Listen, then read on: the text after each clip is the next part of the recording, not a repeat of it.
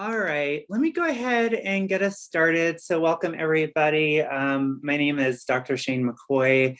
I am the General Education English Program Coordinator. So let me just go ahead and share my screen with you. And we are recording, so if you don't want to be featured in the recording, just a note to yourself. And there are still folks coming in, so make sure everybody gets admitted. All right, so I'll go ahead and start sharing my screen here. All right, so welcome. Thank you all for coming to my presentation today. So this presentation has been in the works for almost 2 years now. I presented it once before and Sheila asked me to present it again.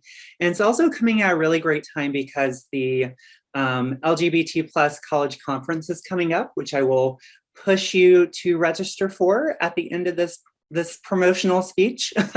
I'm on the advisory board for that, and it is coming up in April, and I'll show y'all how to register for the conference, and it's free. So tell your students about it if you wish. All right, so this is called It Might Get Better, Supporting LGBTQI plus students in the classrooms and beyond. So I essentially thought about this presentation in regard to a call to action from Brene Brown's Dare to Lead. And I'm actually facilitating a faculty learning community this year on Brene Brown's leadership work that Sam is in and that we are currently in the process of developing a grant for. But she has this really awesome quote in Dare to Lead that says, you know, we can't always ask our students to take off the armor at home or even on their way to school because their emotional and physical safety may require self-protection. But what we can do and what we are ethically called to do is to create a space in our schools and classrooms where all students can walk in and for that day or hour, take off the crushing weight of their armor, hang it on a rack and open their heart to truly being seen. So this all sounds well and good with regard to vulnerability, with wanting our students to show up to our classes, both as open individuals and being able to be seen. But as I often remind my queer students and other faculty, you know, vulnerability can be really dangerous. Right. And so, you know, it's great that we want our students to make ourselves vulnerable in the classroom. That comes with a great amount of risk, especially for marginalized and underrepresented students. So I just wanted to flag that for ourselves. So introduction, just a few things to the research here. So if you're wondering, like, why are there so many flag designs, right? Here's a little background of the various flags and the very last one, sorry, let me go back. The very last one is what is being presented in my slide here. But the original flag design came from Gilbert Baker in 1978 in San Francisco. And then we are presented with the Monica Helms's design of the transgender pride flag from 1999.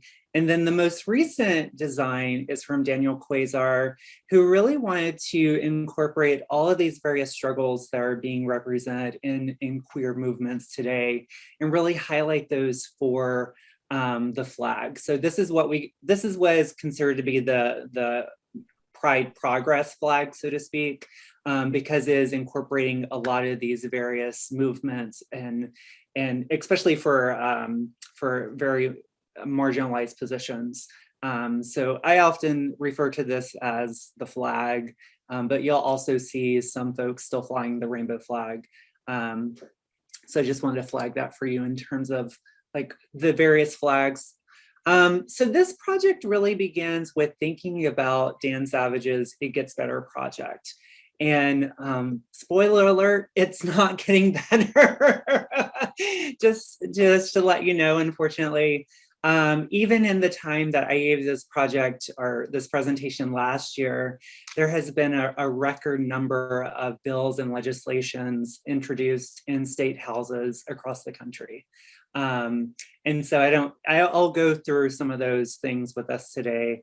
But, you know, the question becomes, you know, does it actually get better? Or do we actually just acquiesce to the positions that we've been given, right? So with the It Gets Better project, that really takes a liberal worldview that physical and verbal harassment and violence is somehow a phase, right? That somehow we're going to exit out of the of this narrative that moves from ignorance to somehow enlightenment, right? And it really provokes this liberal humanism. And I really like to think of the rhetorical impact of this project. If we're framing something as it gets better, does it actually get better, right? Or do we just ignore all of the external cultural, social, political issues that are coming up? And something I like to emphasize in this project is that physical and verbal harassment and violence doesn't stop after a period of one's life, right? As I remind my students in my queer theory class, we read Eve Sedgwick's Epistemology of the Closet. And in Epistemology of the Closet, Sedgwick is very clear that this process of coming out occurs through multiple occasions, right? That there is always a continued coming out, whether it's in the workplace, whether it's in interpersonal relationships, whether it's in educational settings, or whether it's in public space. There's always a constant coming out, right? So it's not just a one and done event, right? That's always moving and in progress. So I want to consider physical and verbal harassment, even on the most minor scale, as a type of trauma for students and as a type of trauma for queer students in particular. And it carries with the constant negotiation of one's identity. So whether one is out in the workplace or out in educational settings, the role that vulnerability inherently plays in that and the risk associated with that. So if I consider, as I'm doing in this presentation, this idea of heterocentrism and heteronormativity as a function or a type of trauma, we have to consider, well, how does this impact our educational environments, right? Especially when educational environments are not external to the trappings of heteronormativity. If we think of the curriculum, think of campus activities and individual interactions taking place, it assumes all individuals on campus are heterosexual. And so the heteronormative assumptions allow university culture, especially programs and policies targeting student success and retention, to remain unchallenged. But there are programs on our campus at MTSU that are promoting a more inclusive space, such as the Safe Zone training and various student organizations. But only a handful of academic courses explicitly focus on LGBTQIA+ experiences and perspectives. I teach 2 of those. So I teach the queer theory class, and I also teach the gay and lesbian literature class for English 2020, which I will be doing in the fall. But if you look at our core curriculum and you look at the various classes that students can take, very few classes actually target queer experiences as a feature of the curriculum.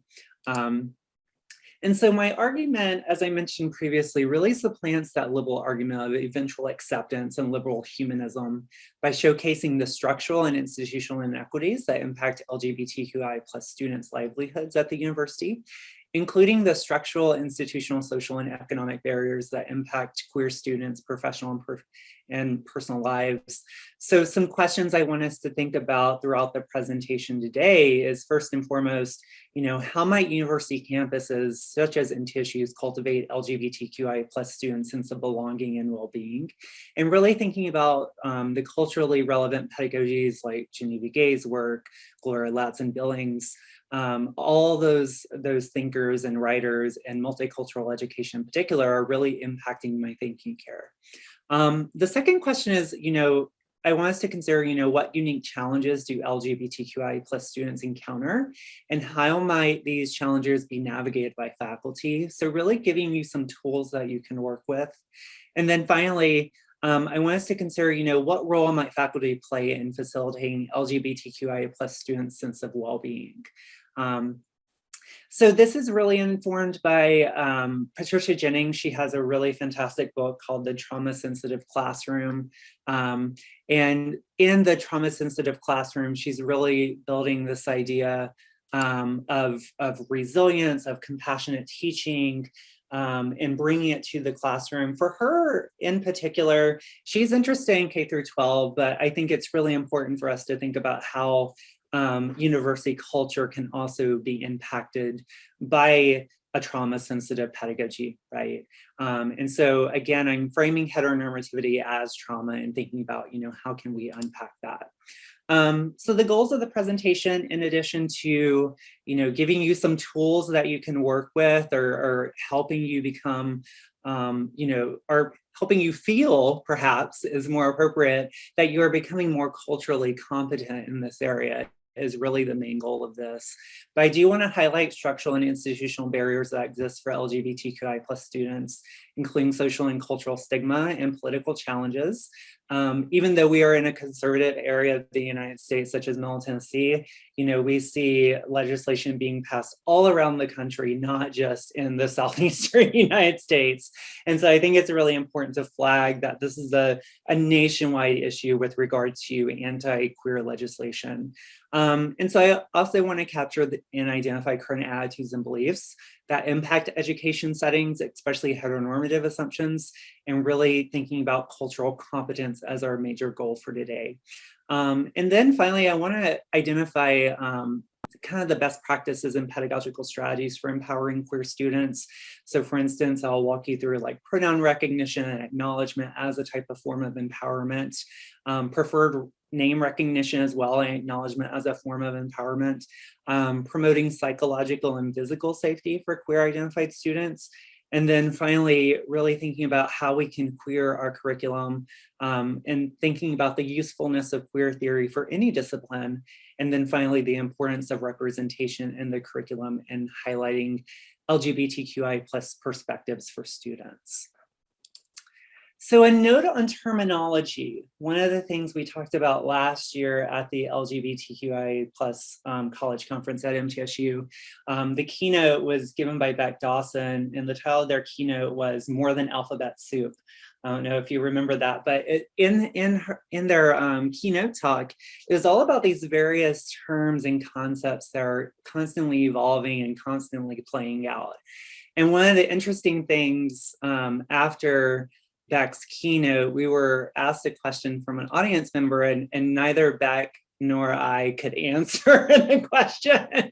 And so that gives you a sense of the fact that even we don't know every single thing, right? As people of this particular demographic or of this particular community, we don't know everything about the subject, okay? So we are constantly educating ourselves as well.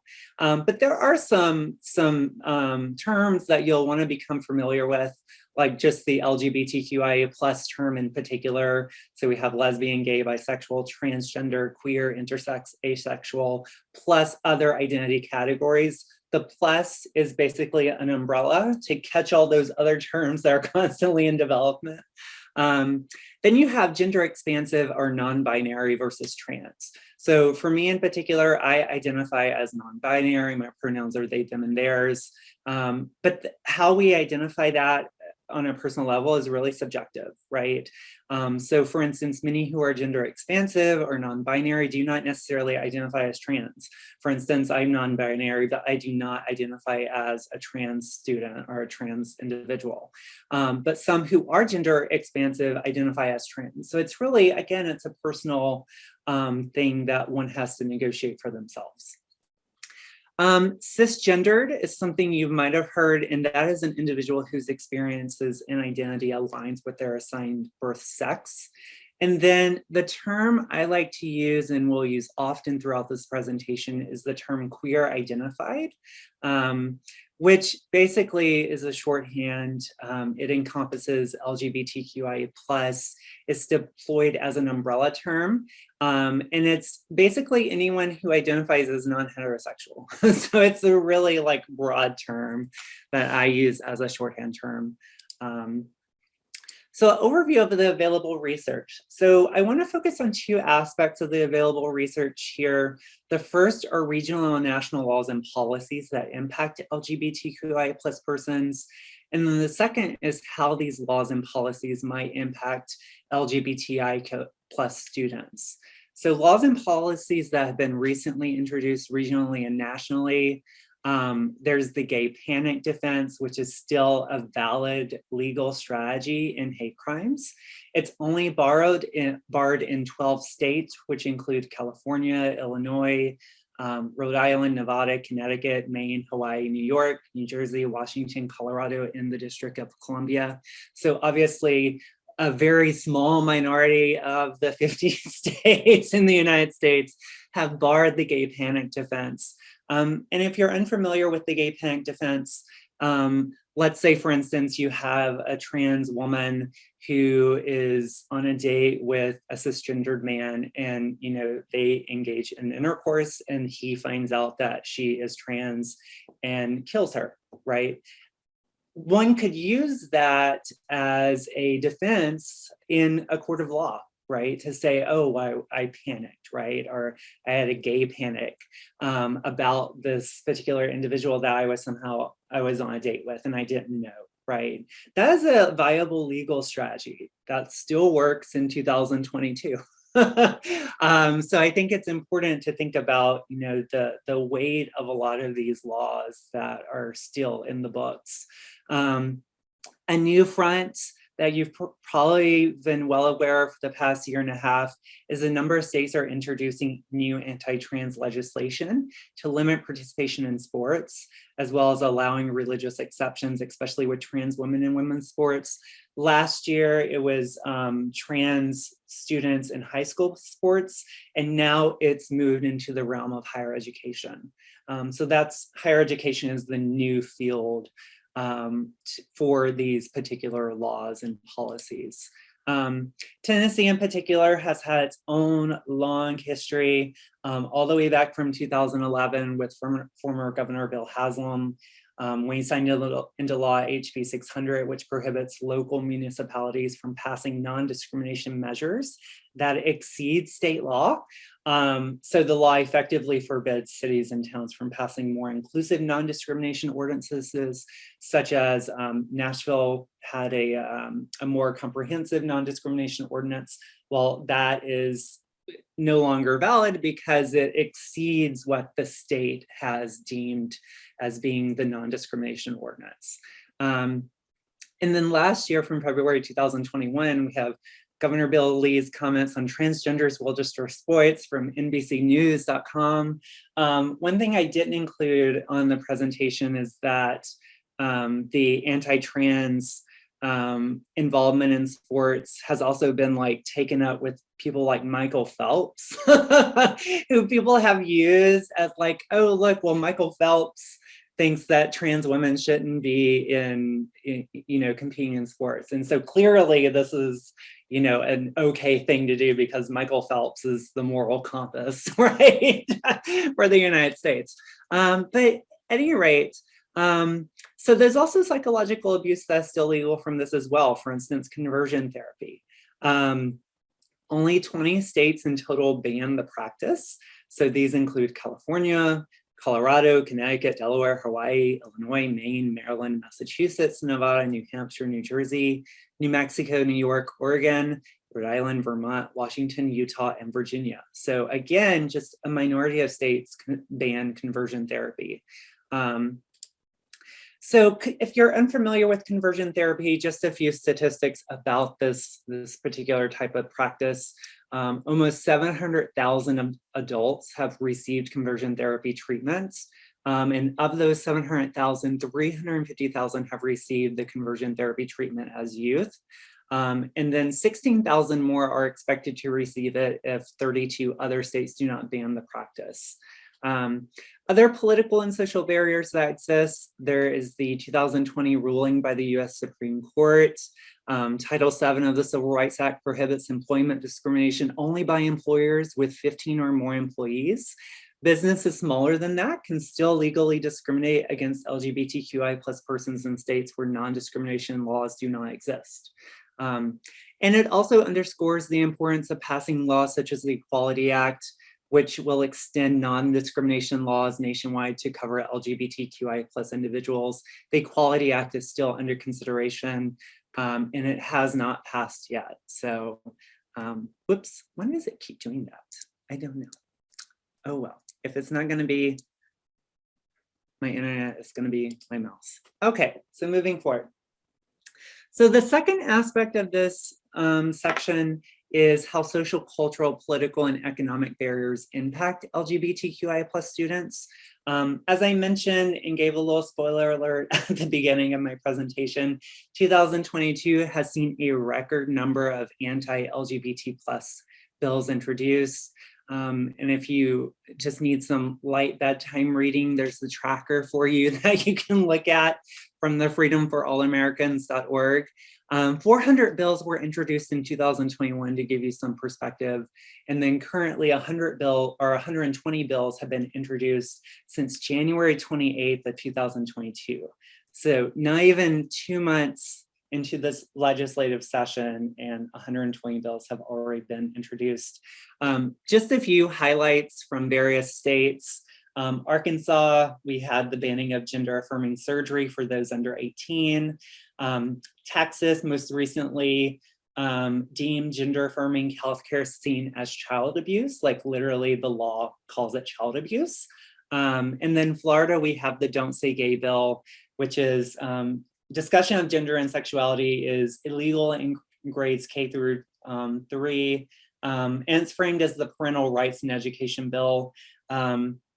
John Oliver did a really good bit on the Florida Don't Say Gay bill. For instance, one of the consequences of this is, let's say you're in a school and teachers are encouraged to show pictures of their family in their classrooms, right? Well, if you have a gay married couple, right, and the teacher wants to showcase pictures of them together, right, then they aren't allowed to talk about that, right?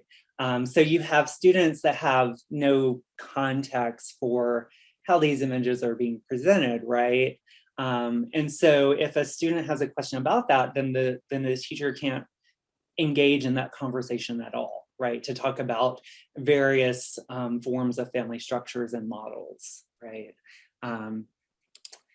And then the Gender Expansive Youth Report was released by the Human Rights Campaign in 2018. To date, that is one of the most comprehensive reports because it surveyed more than 12,000 youth along with the help of the University of Connecticut. Of those surveyed, 5,600 youth responded to the survey. And in the survey, they're really looking at, how do students feel safe, right, in their classrooms? Only 16% of youth who self-identify as gender expansive report feeling safe in the classroom. 32% of those who feel safe self-identify as cisgendered LGBTQ youth. Another major factor that impacts LGBTQI+ students is housing insecurity and homelessness. Currently, there are 1.6 million youth are homeless, and of those, as many as 40% identify as LGBTQIA+. So homelessness and housing insecurity is a major aspect of the research here as well.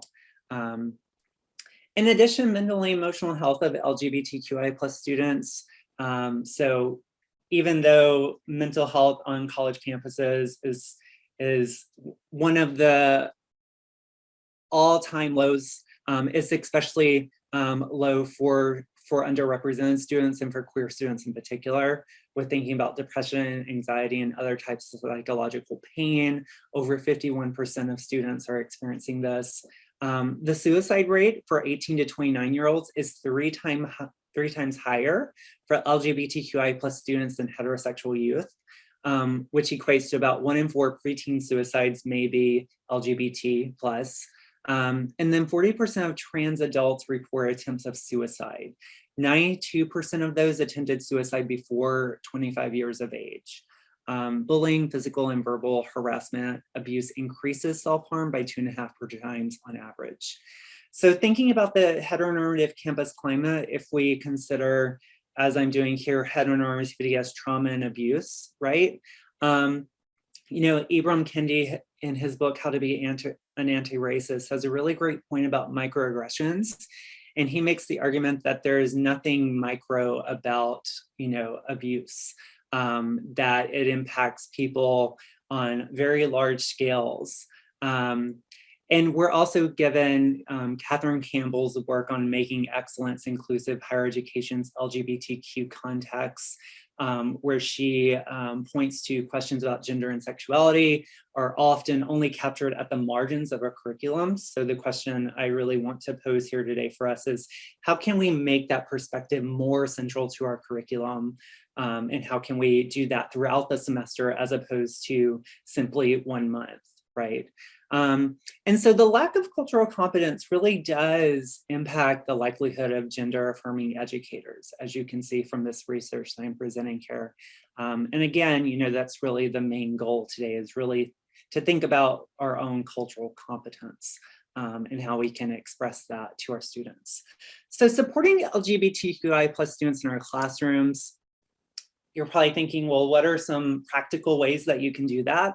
Well, first of all, the one practical way is validating LGBTQIA plus experiences in course content, right?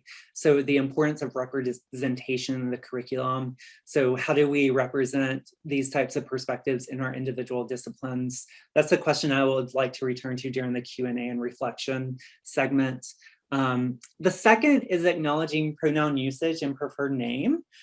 This is the first day activity I do with students, which is basically they introduce themselves, they also give their preferred pronoun, and they can also give their preferred name. So if it doesn't, you know, align with what is being presented in the roster for the class. And more is the case, students will actually email me before even the first week of class, and they'll let me know, say, hey, here's my preferred name, this is what is represented in your roster, just wanted to let you know, and here's also my pronouns. And I really appreciate that students do that for me, because then it helps me have like a written record of them asking for this, right? That way I can just keep track of it, because with, dozens and dozens of students, it's hard to do that. It also underscores the importance of pronoun usage as a form of empowerment, right, for LGBTQI plus students. Even though, when I was early on, when all of these various pronouns were coming out and thinking about, how we were situating ourselves within these identity categories, one of the questions, especially for feminist theorists, was, well, how do we navigate this, right? And for me, it's not up for me to decide, whether or not, one's pronouns should be validated. It's up for that person to decide, right? And so it is really giving the student a form of empowerment, that they can decide how they want to be acknowledged, how they want to be recognized, I think is super important. And then the third is applying queer theory to the curriculum, the utility of queer theoretical approaches. For instance, despite queer theory's complex intellectual terrain, as my queer theory students are experiencing this semester, the point of queer theory, at least for me and how I teach it to my students, is really to interrogate identity categories. And it often proves to be really useful for queer identified students who are actively negotiating their identities. One of the arguments that Lisa Avis makes, and my queer theory students and I talked about this on Wednesday, is can you necessarily have a queering of campus activities and theoretical approaches without having queer theory?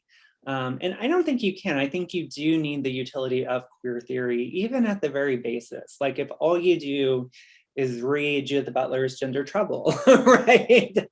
I think that's a fantastic start to really thinking about, how you're incorporating this queer perspective into your curriculum. And then finally, with thinking about classroom approaches, there's a really great guidebook that I came across this summer. It's called The Savvy Ally, a guide for becoming a skilled LGBTQ plus advocate. And so if you're like wanting to know more about like just practical strategies that you can carry with you into the classroom, or that you can brush up on, or just thinking about resources that you might want to use for your own purposes, like this is a really good book, and it's one of the most cited ones with regard to thinking about advocacy and allyship with queer students in particular. So supporting LGBTQI plus students beyond our classrooms, even though, you know, I'm primarily talking about within classroom support, I also think it's important to think about how we're supporting students outside of our classrooms. So there's a number of resources available in the Middle Tennessee area, and I'll cover those for you. And at the very end of this section, there's also a link to the resources from the United Way. So the first thing I want to cover is housing resources. So there's a few. There's one in particular in Nashville called Launchpad Nashville, which is a street-free sleep for LGBTQI plus youth, primarily 18 to 24-year-olds. There's also True U Tennessee, which is a foster care organization for LGBTQ plus youth that began in 2020. And then in West Tennessee, there's the Metamorphosis Project in Memphis, which is a housing project for homeless youth there as well. The second is medical and healthcare, which is becoming more and more increasingly a problem, especially as states ban gender-affirming healthcare. But Vanderbilt University has a really well-established program for LGBTQ health. They have the Clinic for Transgender Health. They also have a pediatric transgender clinic for persons under 18. And then Music City Prep Clinic in East Nashville. And I think I don't know if I heard that they were supposed to open up one in Murfreesboro, but I don't know if that's come to fruition yet. But it's basically, they offer free health screenings for folks. For instance, they will offer PrEP services, which are the pre-exposure prophylaxis, if you're familiar with that. It is to reduce the spread of HIV and AIDS for particular populations. And they offer free health screenings because one of the stipulations for remaining on the medication is that you have to undergo a health screening every 3 months. And so they do like 3 tubes of blood work. And you also talk with a nurse practitioner. And it's all free. It's grant funded by the United States government. So I highly recommend, and I'll give you all the link for this as well later on, but it's a fantastic resource because they do every single thing that you would have done at like a routine physical. But if you don't have, and they often take people who do not have insurance, so you don't have to have insurance. If you do have insurance, they will obviously take that and they just get reimbursed and you kind of pay it forward to someone who doesn't have health insurance. But it's a really great resource. There are also support groups, so the Oasis Center in Nashville, and then Southern Word is also a really great organization working with writers, and they have the annual Write with Pride event, if you're familiar with that. That's a really great support group. Counseling services that affirm gender and sexuality. There is a substantial list provided by the Tennessee Equality Project about counseling services. There's also the Works Counseling Center, but finding a counselor or finding a therapist that is gender affirming and sexuality affirming is, again, one of those barriers. There are also legal services. The Tennessee Equality Project offers legal services. There's also the Tennessee Bar Association's LGBT section, and there's the Tennessee Stonewall Bar Association. The next thing, the spiritual guidance and services for spiritually minded students. There's the Table Nashville. There's also counseling for religious persecution. So there's the Recovering from Religion organization. And most recently, this was in February of 2021, this was just a year ago, the Southern Baptist Convention expelled 2 congregations over LGBTQI plus inclusion. There was one in Kennesaw, Georgia, and there was one in Louisville, Kentucky. So religious persecution is a very big deal still. And then we have activism and student organizations. One of my favorite activist groups is Southerners on New Ground, which has a Nashville chapter. They're based out of primarily Atlanta, but they have chapters all over the Southeastern United States. And then we have our own organization at MTSU, MT Lambda, which Will Langston is the advisor for. There are area sports teams that students can get involved with. There's the Hot Mess Sports in Nashville in particular. Nashville Grizzlies is a very popular rugby team. They also have a bowling league. There is intimate partner violence resources. There's the Avalon Center of Tennessee, Vanderbilt University's Project Safe, which includes a 24-hour crisis hotline. And then other area resources, you can find those at nashvillepride.org, who are the folks that organize the annual Nashville Pride every year. And then Vanderbilt also has a substantial list of resources in the Nashville and Middle Tennessee area for students. And then there's the medical services that I mentioned earlier with the Music C Prep. That's their direct link that you can give to your students and direct them to. And the United Way has a full comprehensive list of resources that I would encourage all of you to look to. And they have resources for any type of thing that you would need a resource for a student. Okay, so lots of really great stuff from the United Way's website. So now that I've presented you all of these various tools that you can walk away from today, you know, I really hope you walk away from the presentation understanding the systemic inequalities that impact queer students. You know, not just laws and policies nationally and regionally, but also cultural, social, and economic barriers. And so it's really about establishing better practices for becoming culturally competent educators, for really helping our students become their best selves, you know, whether it's through pronoun and preferred name recognition or simply raising awareness in your individual curriculum and classrooms about queer perspectives. All of that is working in tandem together to help promote awareness and social and cultural awareness and competency, right?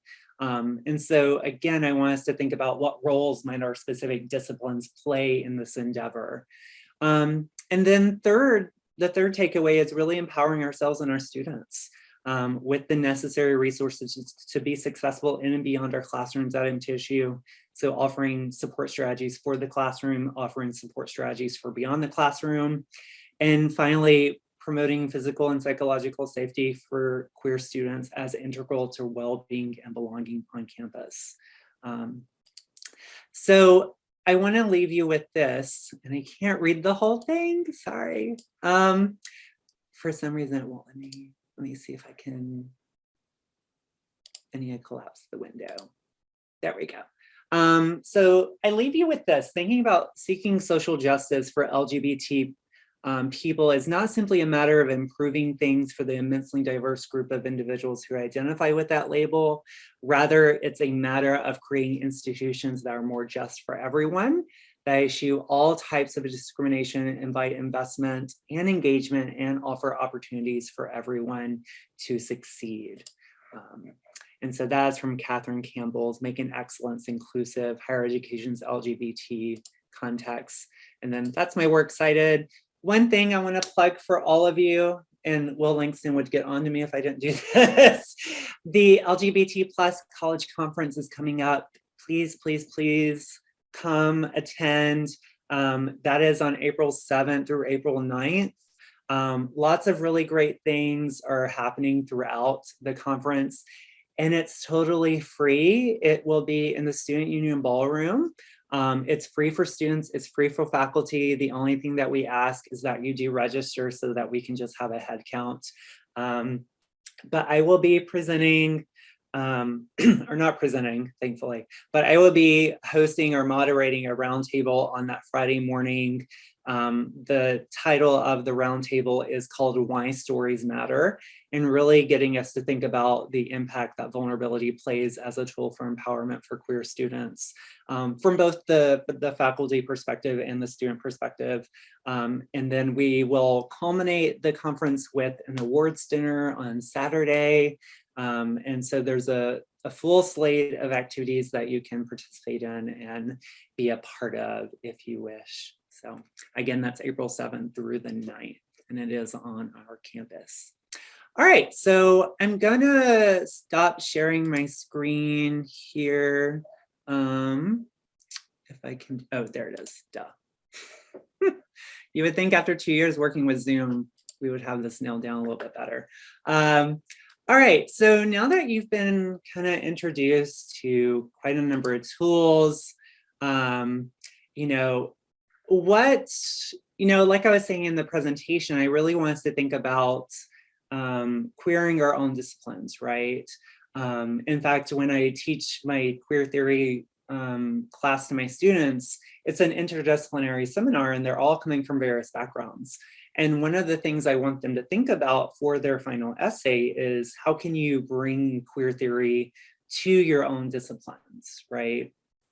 So we can think about that, or you can also just pose questions that you might have that I might be able to answer. And I'll just open up the floor to y'all. Dr. McCoy, I'm not positive that this falls under the umbrella of what we discussed. So I thought I'd bring it up and see if you can point back to something you've discussed, or if this is a new issue or whatever. What I'm finding is that with my LGBTQIA+ students, coming to college is a new sense of freedom. And this freedom affects, this has happened, I could probably list 8 students, where it pulls them away from their studies, right?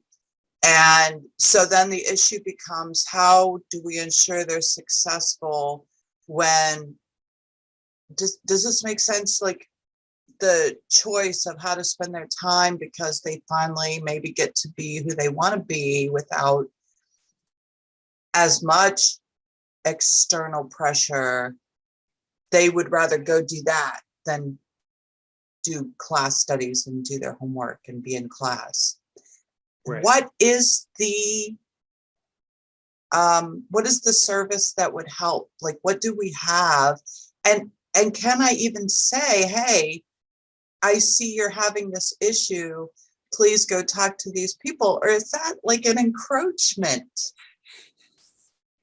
Well, yeah. So Madonna, just a few responses I have to that. I think first, if we want our students to channel that energy into the class, I would ask them to think about, well, how can you bring that perspective into your class assignments, right? How can you take all of that energy and channel it into something that's productive and will allow you to be successful in college, right?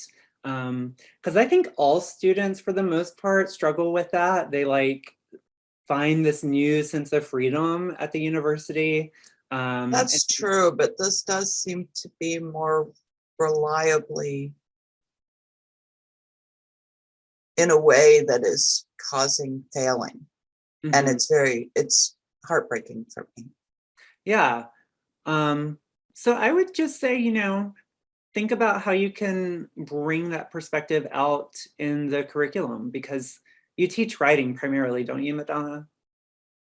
Yes. Yeah. So, yeah, I would think about, at least for me, that's how I do it. I always try to give them little golden nuggets to gravitate toward with thinking about, how can they wed their life experiences to their academic experiences as a way of transferring those two things and creating synergy. So perhaps consider that as a strategy.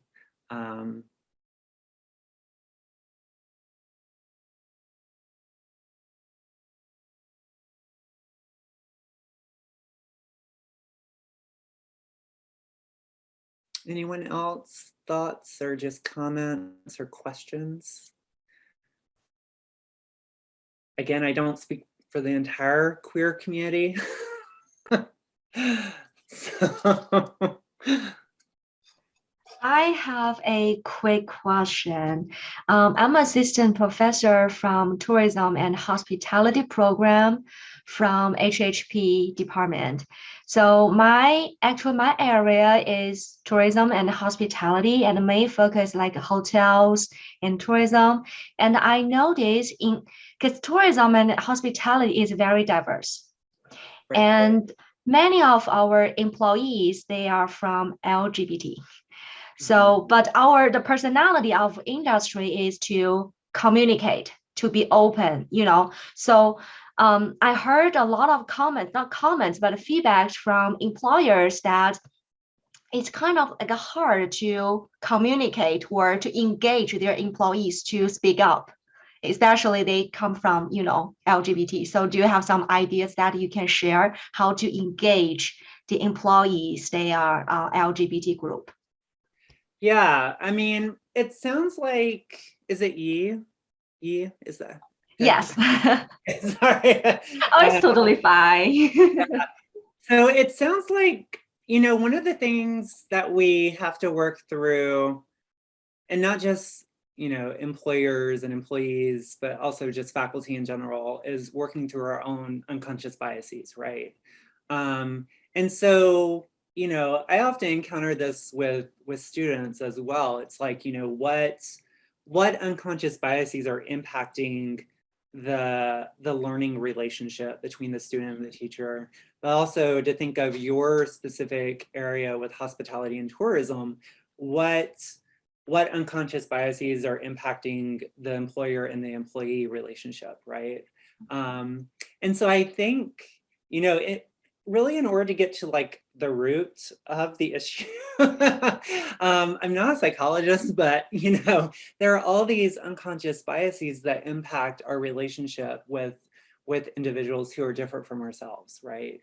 And only through that confrontation, or that interrogation rather, of those unconscious biases do we actually kind of move forward with those steps, right? So yeah, I mean, it seems like implicit bias training would be helpful. I feel like I wished more people did implicit bias training, because I think implicit bias training is really useful as a tool to just kind of flag for everyone to say, hey, you weren't raised in a bubble, right? As I tell my students, you have biases of all sorts, unless you were raised in a bubble, right? And none of us, I don't think, were raised in a bubble. So I think it's really important to frame that for potential employees of the hospitality and tourism industry. But also, I think, are most of your students like working in the Nashville area or working in Middle Tennessee area? Pretty much of them is in Nashville area. Yeah. So if anybody is familiar with the average tourist in Nashville, no tea, no shade, but Nashville attracts a particular type of tourist. I live in Nashville, so I can back on Nashville. But it attracts a very large conservative tourist industry.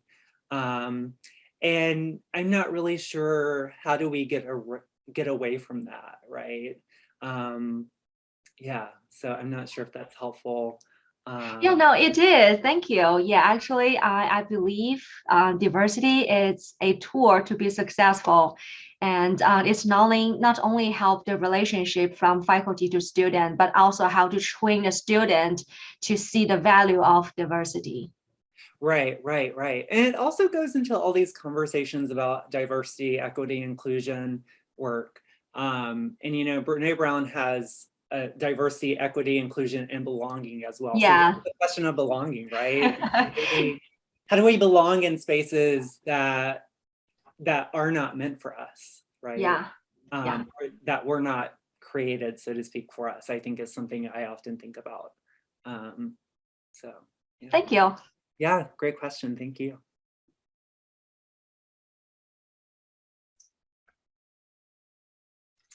So Shane, Okay. great session. Thank you so much. I've learned something as I've been through everything that you presented. And I was struck by the last slide that you put up there in your conclusions about the things that we can do. Really are all principles that we would employ to help all students. If we're sensitized to needs, we drive them to supports, we do everything that we can to be aware of what we're doing in our work. Those things are all critically important. So nice job, and thank you. Thank you.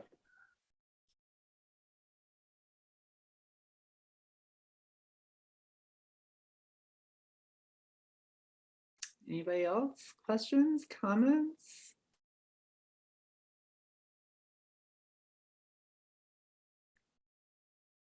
Thank you for the work. I think it's a great talk. Oh, thank you, Jack. I appreciate that. Thank you. And thank you, Sheila, for inviting me. Sheila strong-armed me into, no, I'm kidding. Well, thank you for agreeing to do it. No, it was excellent. Yeah, it's really good. This Enjoyed is very much needed. In fact, I was talking to my queer theory students on Wednesday about this, and they were like, "Really, you're doing that?" I'm like, "Yeah," because they sense that in the campus climate, and not just the wider area, but it's readily available on campus. And so I went to MTSU as an undergraduate. I graduated in 2010. And our campus has come leaps and bounds from where it used to be, like by far, like leaps and bounds. So we're moving in the right direction, but then we have to contend with the larger social and cultural terrain, right? We have all these various new legislations that are being put forward. And I really worry about what that is going to do in terms of all the strides that we've made on campus. So I don't know. I'm trying to be optimistic, but